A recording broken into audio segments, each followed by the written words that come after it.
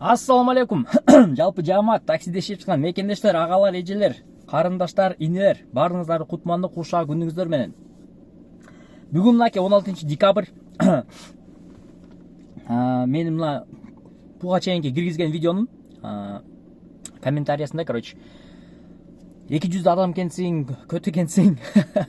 Ал жак бул жак, жанагындай мындай туура эмес сөздөрдү жазып коюптур да. Эми туура эмес сөздөр деген кандай? Алардын ою боюнча ошентип чечим чыгарышты да. Мисалы үчүн мен эч кимди үгүттөгөн эмесмин, чык деген да эмесмин, чыкпа деген да эмесмин. Лично өзүмдүн оюмду айтып, ошол өзүмдүн оюма байланыштуу сөздөрдү айткам да. Мисалы үчүн аренданы төлөй албаганы бар, аренданы төлөй алганы бар, аренданы төлөбөй туруп өзүнүн машинасында иштегендери бар.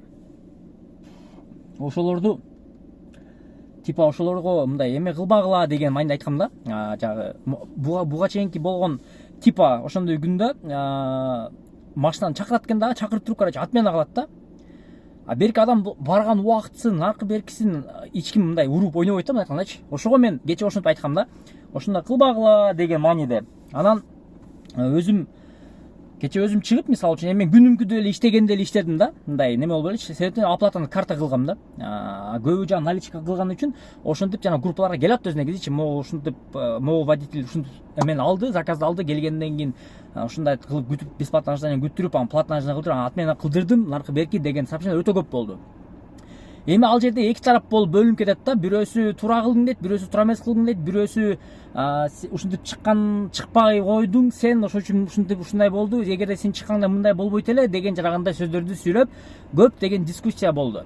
Мен видеонун астына ошондой комментарий калтырып кеттир, көп элечи. Сен мындай тарас адам экенсиң, мындай экенсиң, жүзүң мындай экен, ал жак бул жак, бывал эле темалар да, Эми анан мен ошентип атпаймынбы? Хорошо анда да, воскресенье кылгыла, воскресенье мен деле чыкпай коем, аренданы төлөйм да, деп чыкпай коем. Деп эме кылдым, типа тиштим да, Инстаграмга ошентип киргизип койдум. Анан на самом деле, мына кече өткөндөн кийин көбү чыккан жок. Мисалы үчүн күндө чыккан адамдардын саны, линияда болгондордун саны аз болду кечечи, по факту аз болду. Бирок чота бир мындай өзгөрүүнү байкадыңар же байкабадыңарбы? Мен лично байкагандай болгон жокмун.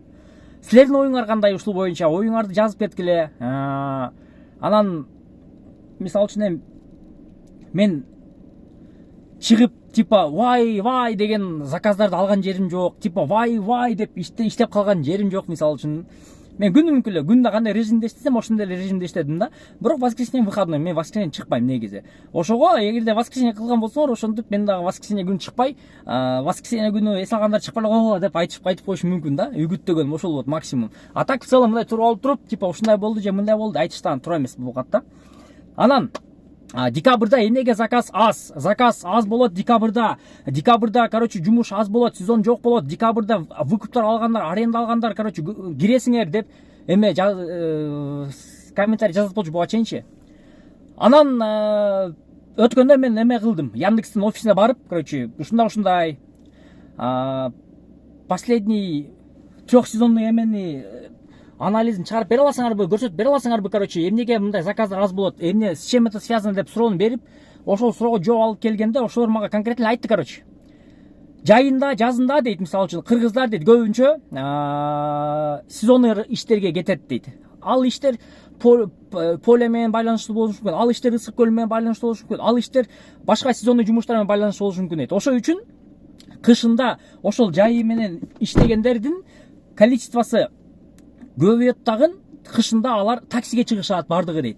Заказдардын количествосу аз эмес, адам кылган заказдар алар заказ кыла берет дейт, мындай азайбайт дейт. Но заказды кабыл ала турган адамдар көп болот дейт. Ошол үчүн кышында жумуш ушундай болот деп айтты. Ошол үчүн бул типа кышында мындай жумуш аз болот же көп болот деген эмес жок экен. Просто таксисттер көбөйөт экен да кышындачы. Себеп дегенде ал жак бул жактан жанагындай жумуштарын токтотуп, таксиге чыгып, анан кайра жазга келгенде таксиден чыгып кетишип, өздөрүнүн жумушун кылган үчүн жазда доход көбөйөт экен да. Ошол үчүн такси деле менин оюмча жакында бул бир профессия эле болот. Ошо профессияга ылайыкташып документтерди чогултуп баштатпайбызбы? Лицензияга байланыштуу документтерди полностью судимый, не судимый, нарколог, психолог, жанагы көз бөз наркы берки, короче, судимисттердин кандай этаптары өткөн эмес, бүт документтерди полный чогултуп туруп, лицензия алып, ошонун негизинде эми буйруса эмки жылдан баштап бул таксиге кириш өтө тоже бир профессия болот. С одной стороны жакшы, потому что такси оңго солго деген нерсе жок да. Такси тоже как положено ценет этип баштайт да, бааланып баштайт. Ошо бааланган үчүн мен ойлоймун, таксиге кирип иштеп калыш тоже жакшы. А так ушул видеонун спонсору туугандар Эксперт Парк болот. Кимде ким Эксперт Паркка кошулуп иштейм деген болсо, мен бияк алдына ссылканы жана номерлерди калтырып кетем. Эксперт Парк боюнча силерге маалымат берип кетейин. Ар бир заказдан 2 сом, 2%, 4 сом, же болбосо бир заказдан 50 сом алат. Ошо менен бүттү. Бир күнгө, короче, силердин иштей албайт. Реферальный ссылка деген бар. Реферальный ссылка деген бул сиздердин атыңыздардан келген водитель иштеген комиссиясын бергенден силерге процент чыгарып бере турган система. Ал система Кыргызстанда, Казакстанда, Россияда, Мароккодо иштей турган система. Жана Эксперт Парк прямой Яндекс өнөктөшү болгон үчүн бүт условияларга жанагы немеге кошуп берет.